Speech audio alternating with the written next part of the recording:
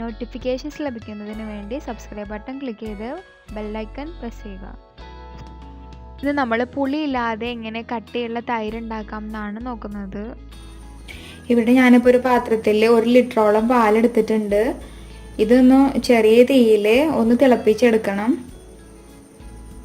ഇത് നമ്മൾ കണ്ടിന്യൂസ് ആയിട്ട് ഇങ്ങനെ ഇളക്കിക്കൊണ്ടിരിക്കണം, അല്ലെങ്കിൽ അടിയിൽ പിടിക്കാനുള്ള ചാൻസ് കൂടുതലാണ്. അപ്പം നമ്മളുടെ പാല് ഇതാ തിള വരാൻ തുടങ്ങിയിട്ടുണ്ട്, പതയാനായിട്ടുണ്ട്. അപ്പം നന്നായി ഒന്ന് തിളപ്പിച്ചെടുക്കണം.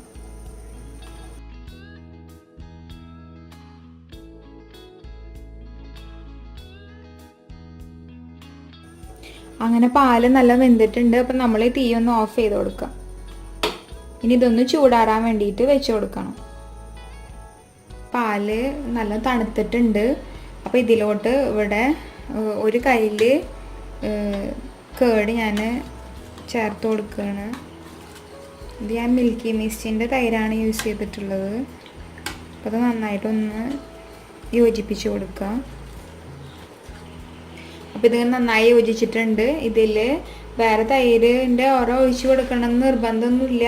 ഇത് നമ്മൾ ഇളക്കാതെ ഒരു പാത്രത്തിൽ ഒഴിച്ചിട്ട് ഒരു ദിവസം മുഴുവൻ വെച്ചിട്ടുണ്ടെങ്കിൽ അത് നല്ല കട്ടിയുള്ള തൈരായിട്ട് കിട്ടും. അപ്പോൾ ഇനി ഇത് നമുക്ക് വേറൊരു പാത്രത്തിലേക്ക് ഒഴിച്ചു കൊടുക്കാം. ഇവിടെ ഞാനൊരു ഗ്ലാസ് ബൗളാണ് എടുത്തിട്ടുള്ളത്.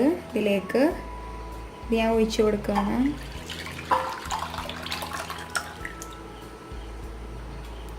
നെക്സ്റ്റ് നമ്മൾ ഇതൊരു പ്ലാസ്റ്റിക് റാപ്പ് യൂസ് ചെയ്തിട്ട് ഒന്ന് റാപ്പ് ചെയ്ത് കൊടുക്കാം.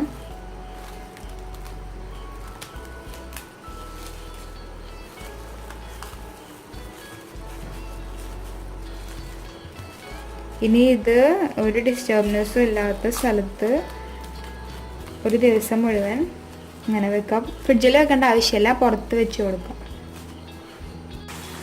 ഇന്നലെ വൈകുന്നേരമാണ് നമ്മളിത് മൂടി വെച്ചത്. ഇതിപ്പോൾ ഒരു രാത്രി കഴിഞ്ഞിട്ട് ഇന്നിപ്പോൾ ഒരു ഉച്ച നേരമായി. അപ്പോൾ നമുക്ക് തുറന്ന് നോക്കാം.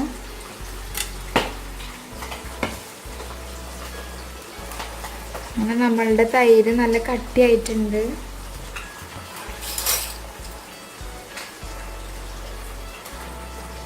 നല്ല കട്ടിയുള്ള തൈരായിട്ടുണ്ട്.